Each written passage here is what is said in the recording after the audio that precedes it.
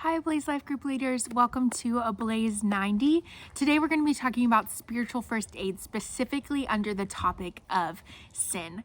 Now, I know in working with teenagers, at some point you've been having a conversation with a student and you can kind of sense that there's some sin they're walking in.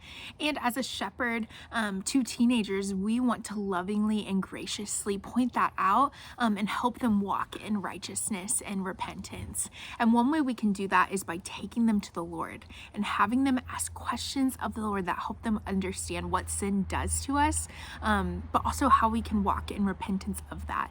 And so one question that we can use is, do you ever wonder what God thinks about that? So let's say you have a student that's sharing with you that they lied to their parents multiple times this past week. And in that, there was a lot of tension in their house between them and their parents.